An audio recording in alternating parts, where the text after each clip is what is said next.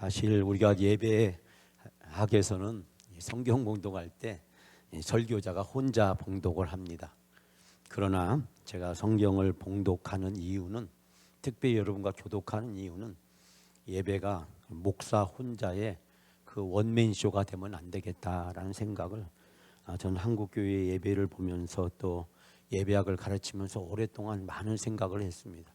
목사 혼자 예배 모든 것을 주관하고 회중들은 그냥 앉아만 있고, 뭐 특송이나 찬양을 빼놓고는 거의 예배에 수동적으로 참여하는 모습을 보면서 어떻게 하면 예배에 좀 더 적극적으로 참여하게 할 수 있을까 생각해서 임례의 찬양도 부르고 성경도 같이 교독도 하고 이런 순서를 많이 넣어서 우리가 하나님 앞에 좀 더 회중들이, 성도님들이 예배에 깊게 참여할 수 있는, 그래서 이 예배에 집례하고 인도하는 목회자와 회중들이 함께 드리는 예배가 되어야겠다라는 생각을 많이 해서 제가 신학교 때부터 이렇게 바꾸어서 예배에 참여의 폭을 넓히기 위해서 노력을 많이 하고 있습니다.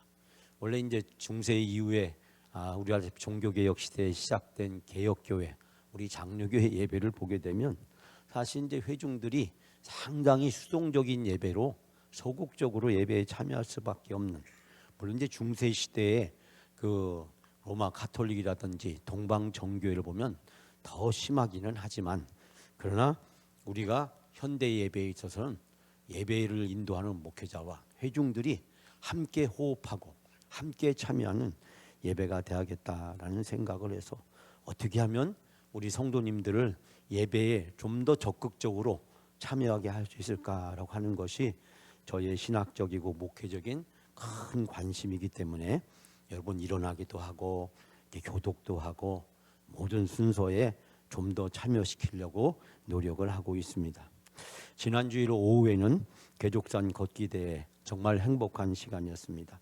제가 우리 양교 장로님 또 우리 몇몇 분들이 찍어준 사진, 우리 양점순 권사님을 비롯해서 사진을 보니까 가을이 아주 그 사진 안에 듬뿍 담겨 있고, 또 사람들이 듬뿍 담겨 있고 행복이 듬뿍 담겨 있는 모습을 제가 보았습니다. 우리 지난주에 권사회 야유회도 갔다 왔고, 이번에 가을 또 개족산 우리 걷기도 함께 했고, 또 문화탐방도 함께 나오면 제가 가을 시리즈로 좀 멋진 영상을 좀 하나 만들어야겠다라는 생각을 좀 하고 있는데, 가을에 행복한 우리 영광교회 성도들의 모습을 좀 사진과 영상에 듬뿍 담았으면 좋겠다라고 하는 것이 제 마음입니다. 제가 좋아하는 성경 인물 이야기가 있는데요, 오늘 그 이야기를 잠깐 좀 먼저 시작하려고 합니다. 제가 몇 번 드렸기 때문에 여러분들도 아마 목사님이 재방송하는구나 라고 생각할지 모르겠습니다. 사실 이 성경 인물 이야기는 제가 강의 나갈 때마다 또 다른 교회 설교할 때마다 많이 인용했던 아주 그런 이야기 중에 하나입니다. 여러분, 아담 이름이 왜 아담인 줄 아세요? 아담이 에덴 동산에서 쫓겨났잖아요. 그래서 늘 아담이 생각하기를 에덴 동산에 있을 때 내가 참 행복했는데 에덴 동산이 쫓겨나고 나서는 매일 일을 해야 되고 너무 힘들고 어려운 거예요. 여러분이가 힘들고 어려우면 무슨 생각이 납니까? 옛날 좋았을 때 생각이 나잖아요. 에덴 동산에 있을 때 참 좋았는데. 그래서 아담이 에덴 동산을 바라다보고 에덴 동산에 돌아가고 싶은데 돌아갈 수가 없는 거예요. 왜? 큰 불로 된 담이 아담과 에덴 동산 사이를 가로막고 있었답니다. 그래서 아담이 그 담을 보고 탄식했답니다. 어떻게 탄식했을까요? 아담 그랬답니다. 아, 담. 이 담 때문에 내가 못 간다 그랬답니다. 썰렁하죠? 자, 그런데 아담이 드디어 외롭고 쓸쓸한 모습을 보니까 하나님이 마음이 안 되고 측은하게 여기셔서 갈비뼈 하나를 뽑아서 여자를 만들었습니다. 그 여자 이름이 누굽니까? 하와였습니다. 그래서 아담이 어느 날 잠을 들었는데 옆구리가 썰렁해서 눈을 떠보니까 옆에 난생 처음 보는 여자가 있는 거예요. 너무 신기하고 깜짝 놀라서 아담이 충청도 사투리로 이렇게 말했답니다. How are you? 그랬답니다. How are you? 영어로 How are you는 누구십니까? 라는 뜻이잖아요. 그래서 그 여자 이름이 하와가 됐답니다. 둘 사이 아들을 낳았는데 이 아들이 공부를 못했대요. 국어도가 산수도가 뭐 온 전 과목이 가였답니다. 선생님이 너무 화가 나가지고 이 가인을 보고 소리치면서 너는 왜 가만히 있냐? 가만히 있냐? 가만히 있는 인간. 그래서 가인이라고 이야기를 했답니다. 여러분, 노아의 시대에 하나님이 방주를 짓게 했잖아요. 사람들이 처음에 노아를 비웃고 조롱했는데 비가 오니까 그때서야 노아의 말대로 되는가 보다 싶어서 사람들이 노아의 방주에 몰려들어서 그 노아의 방주에 주렁주렁 매달렸답니다. 노아가 그때서 그 사람들 보고 이렇게 얘기했답니다. 이제 소용없으니까 제발 노아. 그래서 사람들이 이 사람 이름을 노아라고 했답니다. 여러분, 라합은요 이방인 여인이었잖아요. 근데 이스라엘 사람들에게 그렇게 말했답니다. 예? 나 함께 가요. 나 함께 가요. 그래서 그 사람 이름이 라합이 됐답니다. 나만 장군은 우리가 다시피 문둥병에 걸렸잖아요. 아람의 장군이었습니다. 그때 당시 아람은 이스라엘보다 잘 나가는 민족이었습니다. 그 나라의 최고의 장군이었습니다. 문둥병 좋다는 약 의사 다 치료했지만 못 고쳤잖아요. 그래서 어떻게 번쟁에서 포로로 붙잡힌 여종 하나가 우리 이스라엘에 선지자가 있는데 그분한테 가시면 그 병 고칠 수 있습니다. 그 말을 듣고 바리바리 싸가지고 이스라엘로 왔는데, 아니 선지한 사람은 코빼기도 보이도 않고 하인이 와서 하는 말이 요단강에 가서 몸을 7번 담그라고 합니다. 나만이 요단강에 가보니까 너무 실망한 겁니다. 조그마한 실개천에 흙탕물이 흘러가는데, 아니 세상에 좋은 약수도 있고 명산도 있는데, 아니 이 조그만 또랑에 흙탕물에 나한테 7번 들어가라니. 나만 장군이 너무 화가 나서 이렇게 투덜댔답니다. 왜 나만 들어가라고 그래? 나만. 그래서 그 사람 이름이 뭐라고요? 나만이라고 했답니다. 한나는 자식이 없었잖아요. 그래서 늘 외롭고 힘들고. 그런데 어느 날 후처를 드렸는데 이 후처 분이나가 아이를 쑥 낳아버린 겁니다. 그러면서 이 후처 분이나가 너무 한나를 괴롭히는 거예요. 한나가 너무 힘들어서 교회 와서 철야기도 하면서 하나님께 부르짖었답니다. 아들 하나만 주세요. 아들 하나만 주세요. 그래서 그 여인 이름이 한나가 되었답니다. 여러분, 나발은요 함부로 나발보다 망했답니다. 그리고 나봇은 나 볼장 다 봤다. 포도원을 뺏겼잖아요. 예? 아합 왕에게. 그래서 나봇이 됐답니다. 사울은요 싸우려고 했기 때문에 망했고, 다윗은 만난 사람마다 다 윗사람을 섬겼기 때문에 성공했답니다. 베드로는 배를 번쩍번쩍 들었답니다. 그래서 사람들이, 원래 그 사람 이름이 시몬이었는데 배를 너무 막 들으니까 사람들이 오늘도 베드로서. 그래서 어떻게 됐다고요? 베드로가 됐답니다. 삭개오는 예수님 만나고 나서 지금까지 꼽을 친 거 싹 깨워냈기 때문에 이름이 삭개오랍니다. 나사로는 죽어서 무덤 속에 장사 지낸 바 되었는데, 아니 어느 날 예수님이 오셔서 무덤 밖에 소리 지릅니다. 나사로야 나오너라. 나사로가 무덤 속에 딱 깜짝 놀라서 깨어서 나와보니까 KBS, MBC, SBS 카메라들이 와서 막 후레쉬가 터지고 난리가 났답니다. 그때 나사로는 후레쉬 불빛을 받으면서 자기도 모르는 사이에 손을 들고 나 살았어요. 그래서 그 사람이 뭐라고요? 나사로라고 합니다. 제가 이 썰렁한 이야기를 한 이유는 성경에 많은 인물들이 나옵니다. 근데 저는 이 성경에 나오는 인물을 세 가지로 우리가 영적으로 본받을 있다고 생각합니다. 첫 번째는 모델이 되는 사람, 훌륭한 모델이 되는 사람. 모세나 아브라함이나 여호수아라든지 영웅처럼 빛나는 그런 사람들이 있죠. 그러나 사실은 우리가 그런 사람 이야기를 듣다 보면 왠지 기가 죽지 않습니까?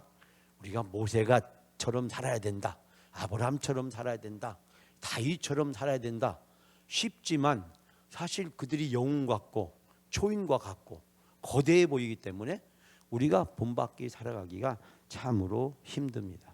그런데 성경에는 바로 그런 사람들도 있지만 이름 없이 빛도 없이 겨우 이름만 있어도 아주 큰 영웅이 아닌, 우리와 똑같이 허물도 있고 부족한 것도 있고 실수도 있고 연약한 것도 있고 나약한 것도 있는, 정말 우리와 똑같이 약점도 있고 실수와 허물도 많은 그런 사람들을 보게 됩니다.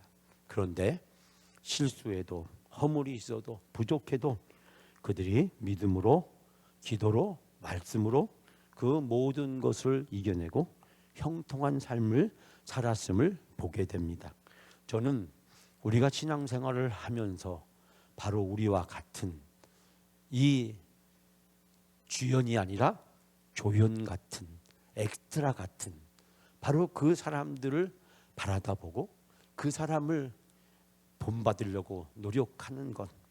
저는 그래서 명품 같이 빛나는 신앙을 가진 사람은 위대한 주연이 아니라 조연이나 엑스트라와 같은 사람이다 라는 생각을 하면서 주연보다 더 빛나는 명품 신앙인을 찾기 위해서 묵상을 하고 여러분과 같이 말씀을 함께 나누려고 노력하고 있습니다.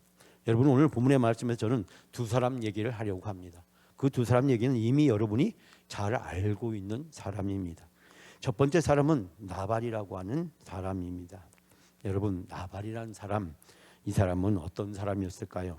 죄송하지만 오늘 사실 이 본문의 말씀, 즉 사무엘상 25장 우리가 전체를 읽어야 되지만 우리가 한 부분만 읽었는데요.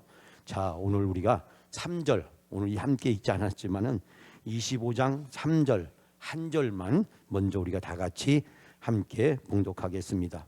그 사람의 이름은 나발이요 그 아내의 이름은 아비가일이라. 그 여자는 총명하고 용모가 아름다우나 남자는 완고하고 행실에 행하며 그는 갈렙 족속이었더라. 아멘. 자, 여기서 소개하고 있는 첫 번째 사람은 우리가 잘 알다시피 나발이라는 사람입니다. 제가 아까 웃기는 소리로 함부로 나발보다 망했다라고 이야기했는데 실제적으로 이 나발은 함부로 나발보다 망한 사람이기도 합니다. 여러분, 나발이란 말 뜻은 시들다, 바보처럼 행동하다라는 뜻을 가지고 있습니다. 그래서 이 어리석은, 우매한 또는 이 괴악한 뜻으로 성경에서 사무엘 하나 시편에서 이제 번역되기도 했는데요. 바로 이 어리석은 사람, 바보처럼 행동하는 사람, 바로 그 사람 이름이 나발이라고 되어 있는데, 그러나 성경학자들은 이 사람의 실제 이름은 나발이 아니고 아마 이 사람의 특성 때문에 붙여진 별명일 가능성이 높다라고 이야기합니다. 이 나발이란 말이 한국말로 우리가 그대로 적용한다면 이 말이 상당히 설득력이 있어 보이죠. 말을 함부로 하다가 저 사람은 말을 함부로 하는 사람이야, 그럴 때 나발 같은 사람이야 라고 이야기할 수 있죠. 우리가 흔히 나발 물지 말라 그런 말도 하지 않습니까? 그런데 이 사람이 어떤 사람이냐, 오늘 보니까 완고하고 행실이 악하고 그는 갈렙 족속이었다라고 이야기하고 있습니다. 자, 갈렙 족속이었다는 것을 일단 제외하고 이 사람은 고집이 센 사람이었다, 또 행실이 포악했다라고 하는 것을 우리는 이 말씀을 통해서 발견하게 됩니다. 이 완고하다라고 하는 것은 거칠다, 굳은 또는 난폭한 뜻을 가지고 있는데 성경에서는 하나님의 명령을 이행하지 않고 자기의 잘못을 뉘우칠 줄 모르는 목이 굳은 사람, 목이 굳은 사람을 보통 완고하다라는 뜻을 가지고 사용하고, 이 악하다는 것은 여러분이 잘 아시다시피 이 완고하다는 뜻과 달리 어떤 악한 행위를 하는 사람을 이야기를 하고 있습니다. 여러분, 이 나발이라고 하는 사람은, 이 사람에게 문제는 무엇이었습니까? 이 사람이 바로 3절에서 이야기하고 있는 그의 성품과 인격이 그의 삶 속에서 그대로 드러냈다라는 것을 알 수 있게 됩니다. 자, 우리가 10절, 11절 두 절만 10절, 11절 두 절 같이 함께 봉독합니다. 나발이 다윗의 사환들에게 대답하여 이르되 다윗은 누구이며 이새의 아들은 누구냐? 요즘에 각기 주인에게 억지로 떠나는 종이 많도다. 내가 어찌 내 떡과 물과 내 양털 깎는 자들을 위하여 잡은 고기를 가져다가 어디서 왔는지 알지도 못하는 자들에게 주겠느냐 한지라. 아멘. 나발이 어떻게 함부로 나발 부르는지 그 나발 분 내용을 여기서 이야기를 하고 있는데요. 그 나발이 나발본 내용은 무엇입니까? 요즘 주인에게서 뛰쳐나온 종놈들이 저마다 우두머리가 되는 세상이다. 응?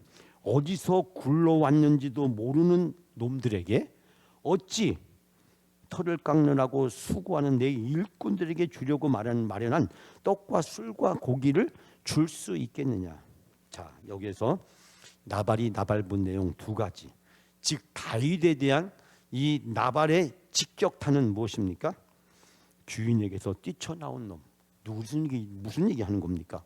사울에게서 도망쳐 나온 놈이라는 거죠. 그가 우두머리가 되려고 한다는 거예요. 또 하나는 뭐냐면 어디서 굴러왔는지도 모르는 놈들이라고 다윗에게 함부로 나발을 불고 있는 모습을 발견하게 됩니다. 사랑하는 여러분, 자기가 재산께나 가지고 있다고 해서 그 재산에 눈이 멀어서 교만에 빠진 이 나발의 모습을 발견하게 됩니다. 사실 이 지역의 평화를 유지할 수 있었던 것은 다윗의 긍정적 역할이 상당했다는 것을 우리는 이 사무엘상 24장, 25장을 통해서 발견하게 됩니다. 즉 다윗은 그 지역의 정치적 안정을 도모했고, 그러므로 나발은 편안하게 목장을 운영할 수 있었고 많은 부를 축적할 수 있게 되었습니다. 그렇기 때문에 나발이 부자로 살 수 있었던 것은 자기도 열심히 일한 결과도 반영되어 있겠지만 다윗의 역할도 무시할 수 없는 것이었습니다. 그는 재산 때문에 눈이 멀어서 결국 함부로 나발을 불게 되고 이 다윗을 멸시하고 업신여기게 됨으로써 결국 그 재앙을 스스로 겪게 되는 것을 발견하게 됩니다. 차라리 나발이 재산이 없었더라면 이런 교만에 빠지지 않았을 텐데, 어떤 사람은 지식 때문에, 어떤 사람은 배운 것이 많아서, 어떤 사람은 재주가 많아서, 어떤 사람은 직분 때문에, 어떤 사람은 외모 때문에, 어떤 사람은 빽이 좋아서 나발처럼 되는 경우가 상당히 많이 있습니다. 내가 의지할 수 있는 것이 때로는 우리들에게 우리를 교만에 빠지게 하고, 그 의지할 수 있는 것 때문에 우리가 때로는 나발처럼 하나님 앞에 또 사람들에게 큰 죄를 짓는 경우를 발견하게 됩니다. 사랑하는 여러분, 오늘의 본문에서 여러분 알다시피 나발은 지혜로운 아내를 두었습니다. 그러나 그는 전혀 그 아내의 지혜를 알아보지 못합니다. 재산에 눈이 가리워져서 다른 소중한 것들이 있음에도 불구하고 그 소중한 것들을 분별하지 못합니다. 그 지혜로운 아내의 중재로 화를 모면했습니다. 그럼에도 불구하고 그는 끝까지 자기의 자만심을 버리지 않습니다. 회개하지 않습니다. 결국 하나님의 심판으로 고통스러운 죽음을 당하게 됩니다. 영적 분별력이 없는 자는 세상의 부요가 축복이 아니라 재앙이 되고 오히려 하나님의 심판을 피할 수 없게 되는 것을 우리는 나발을 통해서 발견하게 됩니다. 나도 불행하고 함께 있는 가족도 이웃도 불행해지는 것을 발견하게 됩니다. 쇼펜하우의 인생론에 보면 다음과 같은 유명한 말이 나옵니다. 굳이 복수하지 마라. 굳이 복수하지 마라. 썩은 과일은 알아서 떨어진다. 과일이 썩었으면 알아서 떨어지는데 굳이 복수하려고 그 썩은 과일을 따게 되면 결국 그 썩은 과일의 냄새가 내 손에 묻게 되고 결국 나도 그 썩은 과일처럼 악취를 품게 된다라고 하는 것입니다. 썩은 과일은 복수하지 않아도 저절로 떨어지게 된다라고 하는 것입니다. 우리가 복수는 인간의 영역이 아니라 하나님의 것임을 성경은 우리에게 가르쳐주고 있습니다. 그렇기 때문에 다른 사람의 행위에 대해서 복수하려고 우리의 시간과 마음과 에너지를 낭비하는 것이 얼마나 무모한 것임을 성경은 잠언과 또 여러 시편과 말씀들을 통해서 우리에게 일관적으로 가르쳐주고 있습니다. 과거에 어려움과 고통에서 심판을 받았음에도 불구하고 그 하나님의 심판을 깨닫지 못함으로 더 큰 심판을 자초하는 인간의 어리석음을 성경은 계속해서 우리에게 지적을 하고 있습니다.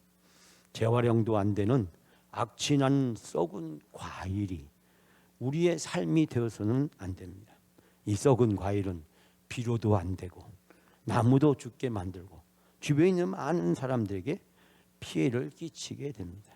우리가 가져야 될 올바른 영적 태도, 즉 나발이란 사람을 대하는 우리의 올바른 영적인 태도는 우리가 상대하거나 교제하려고 하지 말고 그 사람을 뜯어 고치거나 그 사람을 충고하거나 그 사람을 바로잡으려고 하지 말고 하나님께 기도하면 됩니다. 기도는 하나님께 맡기는 것입니다. 기도는 하나님이 개입하는 것입니다. 썩은 과일은 내가 해결할 수가 없습니다. 나까지 감염되고 나도 악취에서 벗어나지 못하게 됩니다. 내가 상대한다고 달라지지 않습니다. 여러분, 나발 같은 사람을 우리가 인생을 살아가면서 종종 만나게 됩니다. 때로는 우리 자신이 나발처럼 내가 가지고 있는 그 어떤 것들에 너무 의지하고 너무 기대고 너무 그곳에 사로잡혀 있을 때 나발 같은 실수를 우리도 하기 쉽고 또 우리 주변에 그런 사람들을 흔히 만나게 됩니다. 우리가 그런 사람을 만나게 되었을 때 우리가 취할 수 있는 올바른 영적인 태도는 기도로 하나님께 맡기는 것입니다. 내가 하는 것이 아니라 하나님이 그 사람을 만지시고 하나님이 그 사람을 변화시키시고 하나님이 그 사람을 통해서 선한 역사를 이룰 수 있도록 하나님께 맡기는 것이 영적인 상책이라고 하는 것을 우리는 발견하게 됩니다. 사랑하는 여러분, 우리는 때로는 우리가 나발이 될 수 있음을 두려워하고 또 하나님 앞에 겸손히 낮아져야 됩니다. 그리고 설령 나발 같은 사람을 만나게 된다고 할지라도 우리가 그 사람을 고치려고 들지 말고 하나님께 맡기면 됩니다. 사람은 변하지 않습니다. 사람은 달라지지 않습니다. 우리의 설득으로, 우리의 말로, 우리의 방법으로, 우리의 지식으로 해결되지 않습니다. 하나님만이 해결할 수 있습니다. 사랑하는 여러분, 우리가 인간 관계 속에서 겪게 되는 많은 일들이 있습니다. 그럴 때 하나님께 맡기는 상책이 여러분의 영적인 태도가 되어지시기를 주님의 이름으로 축복합니다. 두 번째는 아비가일이라는 사람입니다. 아비가일. 제가 아비가일이라는 사람이라고 언급하는 이유는 이 아비가일을 여성으로만 보아서는 안 된다는 것입니다. 여성으로 보면서 이 여성 속에서 이 사람을 가두어서 평가해서는 안 됩니다.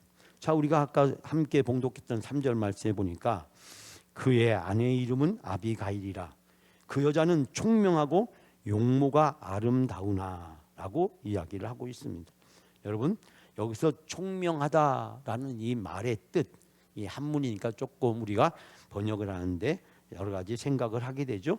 이해심이 많다라는 뜻입니다.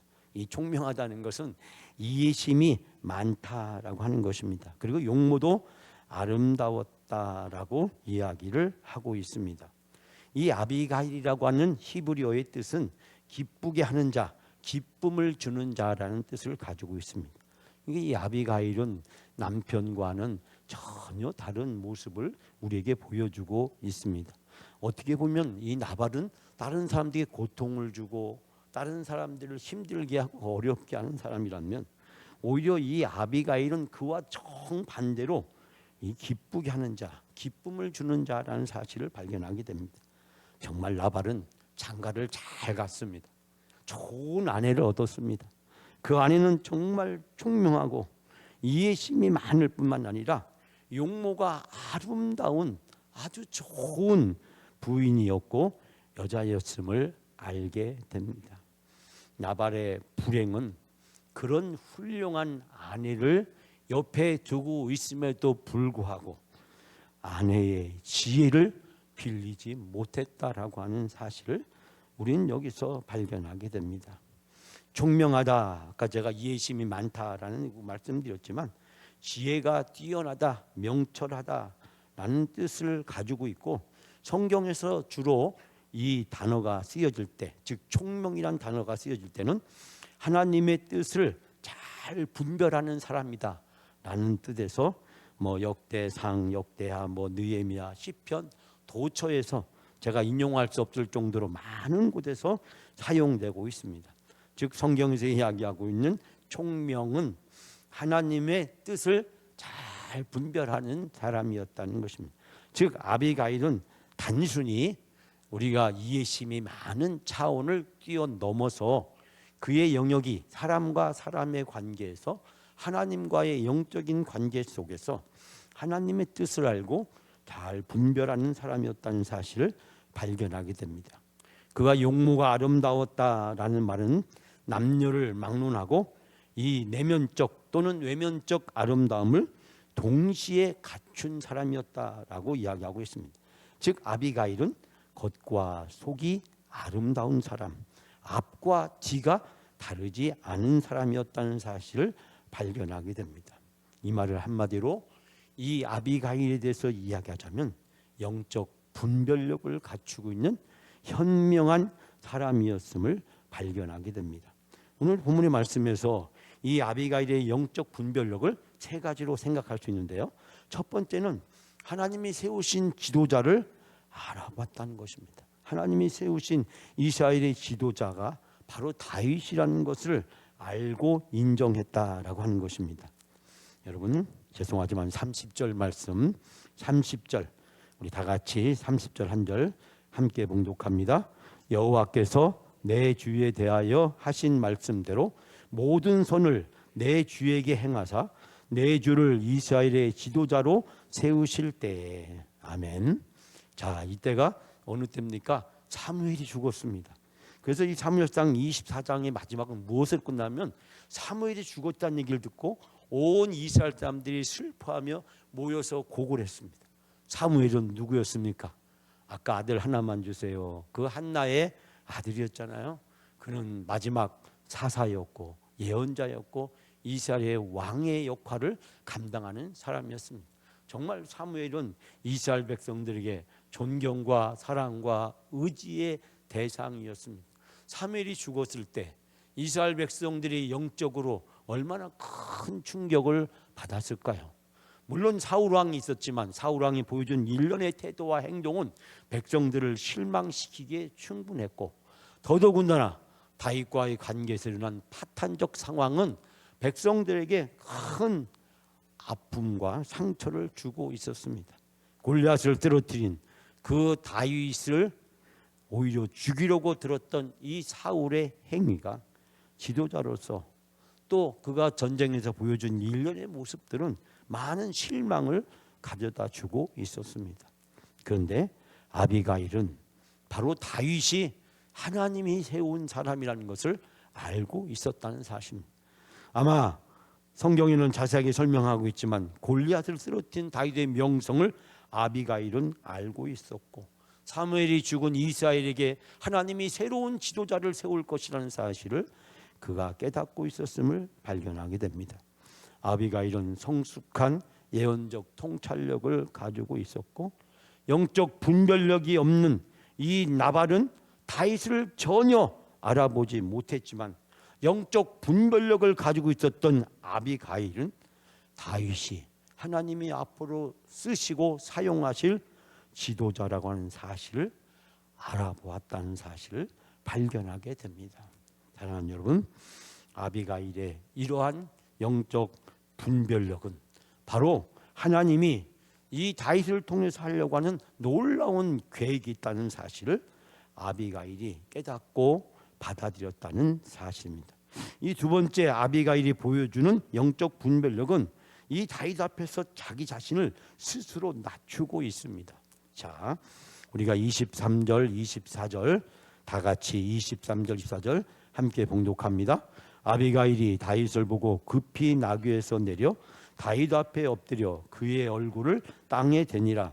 그가 다윗의 발에 엎드려 이르되 내 주여 원하건대 이 죄악을 나 곧 내게로 돌리시고 여종에게 주의 기회를 말하게 하시고 이 여종의 말을 들으소서. 아멘.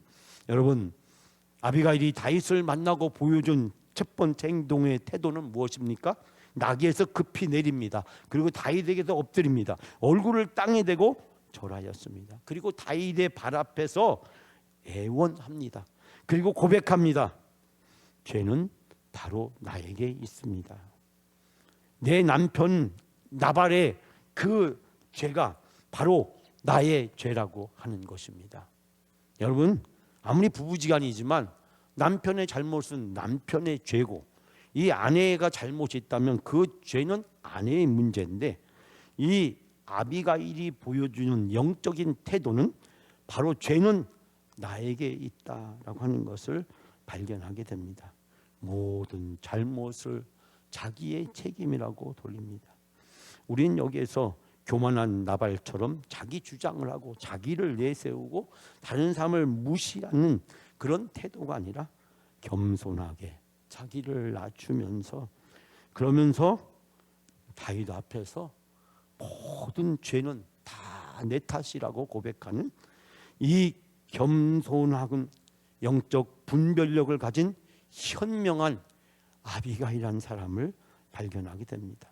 정말 우리가 본받고 싶어야 본받아야 될, 그리고 우리의 삶에서 필요한 영적 분별력이 무엇인지를 우리는 이 아비가일을 통해서 발견하게 됩니다. 겸손은 자기가 있는 그대로의 모습을 인정하는 것입니다. 하나님은 이런 사람을 통해서 역사하시고 이런 사람을 통해서 선한 역사를 이루시는 줄 믿습니다. 세 번째 아비가일이 보여준 영적 분별력은 다윗을 말려서 보복을 선택하지 않고 하나님께 맡기게 합니다. 자, 여러분, 26절, 죄송하지만 26절 다 같이 함께 봉독합니다. 내 주여 여호와께서 살아계심을 두고 맹세하노니 내 주도 살아계시오니와 내 주의 손으로 피를 흘려 친히 보복하시는 일을 여호와께서 막으셨으니 내 주의 원수들과 내 주를 해하려는 자들은 나발과 같이 되기를 원하나이다. 아멘. 장군께서 사람을 죽이시거나 몸소 원수를 갚지 못하도록 막아주시는 분은 하나님이십니다. 여러분, 여기서 우리가 놀라운 사실을 발견하잖아요. 이 아비가일의 지혜가 어디에까지 이르고 있냐면, 즉 다윗이 나발에게 보복을 해서는 안 된다는 거예요. 그런데 그 이유는 뭐냐면 하나님의 뜻이라는 것입니다. 하나님은 장군 이 다윗이 나발에게 보복하기를 원하지 않으신다는 겁니다. 만약에 보복한다면 장군도 누구처럼 나발과 똑같은 사람이 된다. 저는 이 본문의 말씀을 깊게 묵상하면서 여러 많은 성경을 읽어보고 찾아봤지만 물론 그런 표현은 없었습니다. 그러나 제가 이 아비가일의 마음에서 이 본문의 말씀을 읽으면서 아비가일이 도대체 무슨 말을 하고 싶었을까? 지금 다윗에게 무슨 말을 해서 이 다윗의 분노를 진정시키고 이 다윗의 칼을 멈추게 하고 이 다윗의 보복을 중단하게 할 수 있을까? 바로 보복은 하나님이 하시는 거다. 그러면 장군은 어떠한 있어도 보복하면 안 된다. 만약에 보복한다면 장군도 나발과 똑같은 사람이 된다. 물론 어떤 성경 주석에도 그렇게 표현한 책은 없습니다. 성서학자도 없어요. 그러나 제가 이 본문의 말씀을 보면서 모두 나발과 같이 된다. 당신도 보복하면 나발과 똑같은 사람이 된다. 저는 아비가일의 마음이 느껴집니다. 이 다윗을 말려서 다윗이 보복하지 않도록 합니다. 그리고 그것은 다윗이 하는 것이 아니라 하나님이 하신 일이라고 그렇게 이야기합니다. 아비가일의 지혜를, 아비가일의 믿음을 저는 여기에서 발견하게 됩니다. 정말 명품 신앙을 가진 우리가 본받아야 될 이 현명한 한 아비가일의 그 신앙과 믿음, 오늘 수없이 많은 인간관계 속에서 괴로워하고 힘들어하는 우리들, 그 상황들 속에서 우리가 선택할 수 있는 참다운 영적 태도와 분별력은 어디에서 있을까? 우리가 아비가일을 통해서 우리가 이 험한 세상을 살아가는데 우리가 배워야 될 참다운 영적 분별력이 있다는 사실을 발견하게 됩니다. 사랑하는 여러분, 내 주변에 아비가일 같은 사람이 있다는 것은 큰 축복입니다. 아비가일은 영적 분별력을 가진 사람이었고 지혜를 가진 사람입니다. 그는 안타깝게도 오늘 우리의 현실은 나발같이 앞뒤를 분간하지 못하는 사람들로 수두룩 빡빡합니다. 가슴 아프게, 정말 가슴 아픈 상황들을 우리가 많이 겪게 됩니다. 그렇지만 천국은 멀지 않습니다. 그때 하나님 보좌 앞에서 내 인생의 풀 스토리를 담은 영상이 상영될 것입니다. 그때 모든 것이 하나도 숨김없이 드러나게 될 것입니다. 나발처럼 내 인생의 명작이 실패작이 되지 않고 아비가일처럼 아름다운 감동적인 영화야 내 인생의 스토리가 되게 하려면 우리는 이 아비가일에게서 영적 분별력을 배워야 된다고 생각을 합니다. 교회는 천국이고 천국에서는 아비가일처럼 살아야 됩니다. 항상 겸손하게 서로를 사랑하고 서로를 돕고 서로를 위로하고 서로를 칭찬하고 서로를 섬기고 우리가 그렇게 살기에도 우리의 시간은 너무나도 부족합니다. 많은 교인들이 교회를 떠났습니다. 지금 교회 안에 남아있는 교인 한 분 한 분이 얼마나 소중한 분들입니까? 그러므로 우리는 그들에게 내가 아비가일이 되어줘야 됩니다. 아비가일로 선한 영향력을 그들에게 보여줘야 됩니다. 교회는 천국이고 우리가 천사로 살아야 됩니다. 그 천사가 바로 아비가일입니다. 교회 안에서 다른 사람을 불쌍히 여기고 다른 사람을 긍정적으로 칭찬하고 격려하고 위로하고 세워주면서 천국 가는 길에 이 영원한 순례의 길에 함께 행복하며 기쁨을 누리는 우리의 인생의 여정, 신앙의 여정이 돼야 될 줄 믿습니다. 칭찬하면 고래도 춤을 춘다는 말이 있습니다. 칭찬하면 다 달라질 줄 믿습니다. 우리가 서로 칭찬하면서 천사로 천국에 갈 때까지 영광, 천국 모델하우스에서 천국의 기쁨과 은혜를 함께 누릴 수 있는 것, 그것이 우리 영광교회의 신앙생활, 우리 영광교회에서 살아가는 우리 성도들의 모습이 돼야 된다고 생각이 됩니다. 사랑하는 여러분, 우리 영광교회가 천국이 되고 여러분이 천사가 되고 우리 가족이 천사가 되고 우리 가족이 천국이 되고 그래서 영광 아비가일이 되어서 서로 행복한 삶을 살아가는 우리 영광 모든 성도들이 되시기를 주님의 이름으로 축복합니다.